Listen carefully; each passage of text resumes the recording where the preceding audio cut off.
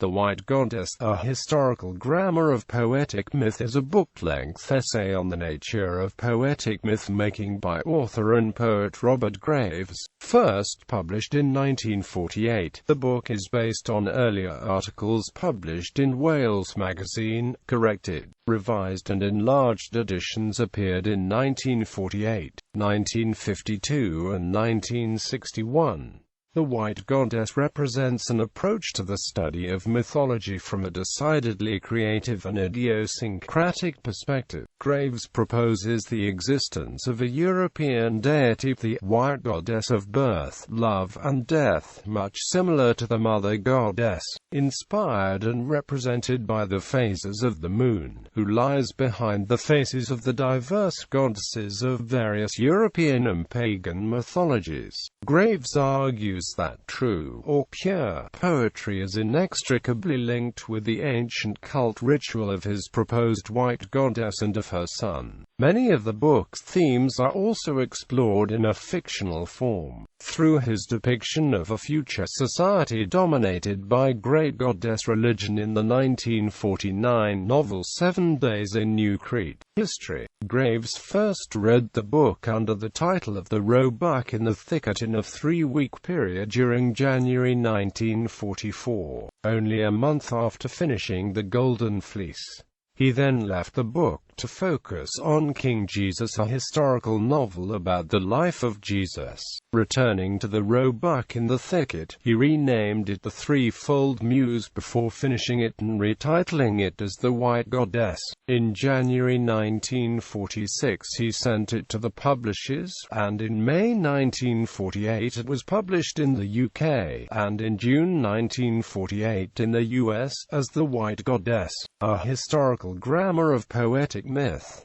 Poetry and Myth. Graves described the White Goddess as a historical grammar of the language of poetic myth. The book draws from the mythology and poetry of Wales and Ireland especially, as well as that of most of Western Europe and the ancient Middle East, relying on arguments from etymology and the use of forensic techniques to uncover what he calls iconotropic redaction of original myths. Graves argues for the worship of a single goddess under many names, an idea that came to be known as matriarchal religion in feminist theology of the 1970s. The Golden Bough, an early anthropological study by Sir James George Frazer, is the starting point for much of Graves's argument, and Graves thought in part that his book made explicit what Frazer only hinted at. Graves wrote, Sir James Frazer was able to keep his beautiful rooms at Trinity College, Cambridge until his death by carefully and methodically sailing all around his dangerous subject, as if charting the coastline of a forbidden island without actually committing himself to a declaration that it existed. What he was saying, not saying, was that Christian legend, dogma and ritual are the refinement of a great body of primitive and even barbarous beliefs, and that almost the only original element in Christianity is the personality of Jesus. Graves's The White Goddess deals with goddess worship as the prototypical religion, analyzing it largely from literary evidence in myth and poetry. Graves admitted he was not a medieval historian, but a poet, and thus based his work on the premise that the language of poetic myth anciently current in the Mediterranean and Northern Europe was a magical language bound up with popular religious ceremonies in honor of the moon goddess, or muse, some of them dating from the Old Stone Age, and that this remains the language of true poetry.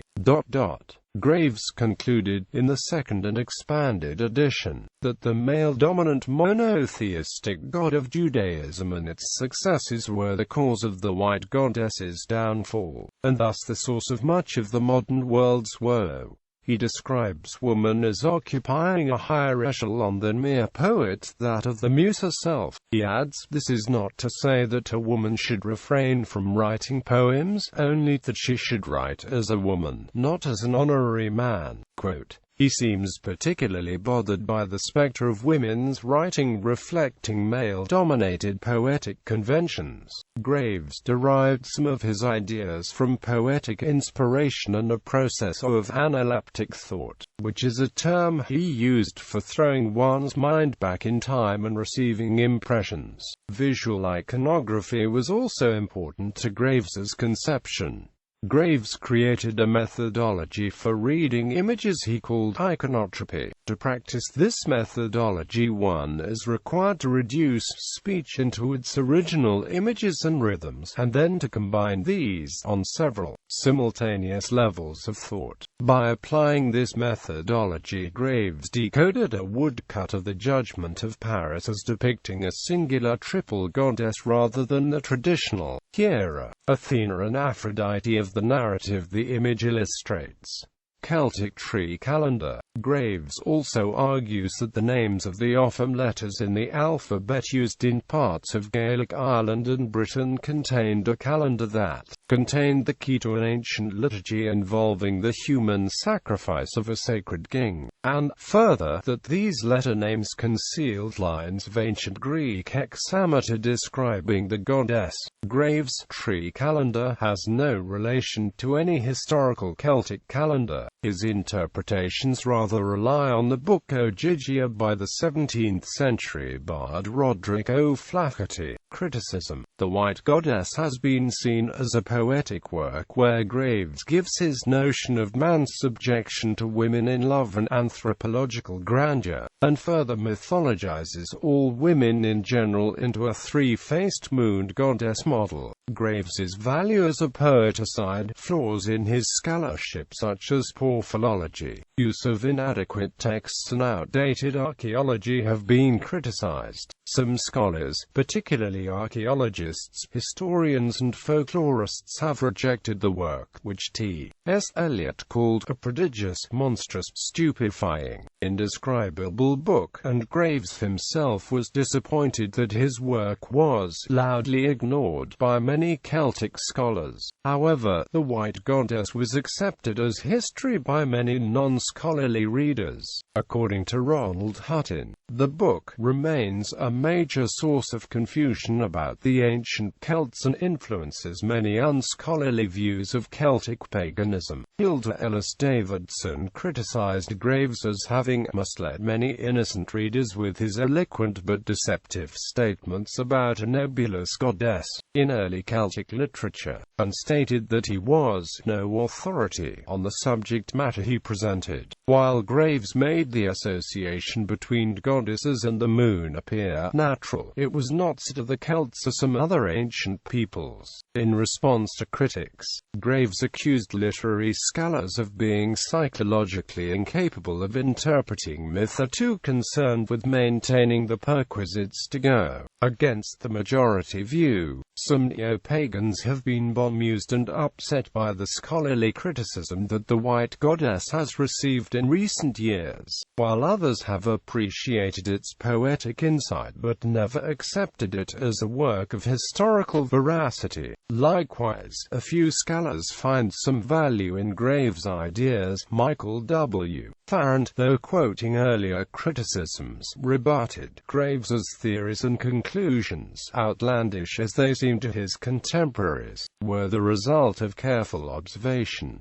Literary influences. The book was a major influence on the thinking of the poets Ted Hughes and Sylvia Plath, the latter of whom identified to an extent with the goddess figure herself. Arguably, however, what Jacqueline Rose called the cliché behind the myth, woman as inspiration, woman as drudge, ultimately had a negative impact upon her life and work. Bibliography. Editions 1948. The White Goddess, A Historical Grammar of Poetic Myth. 1952. To the White Goddess, A Historical Grammar of Poetic Myth. Amended Amp. ENL. ed. 1961. The White Goddess, A Historical Grammar of Poetic Myth. Amended Amp. ENL. ed. 1997. The White Goddess, A Historical Grammar of Poetic Myth. Edited by Greville Lindop. ISBN 1-85754-2487. Critical Studies Bennett, Joseph, Hudson Review, Volume 2, 133–138. Davis, Robert A. The Origin, Evolution, and Function of the Myth of the White Goddess in the Writings of Robert Graves. Donahue, Dennis, The Myths of Robert Graves, New York Review of Books, 43, No. 6, 27–31. Graves and the Goddess. Essays on Robert Graves's The White Goddess, ed.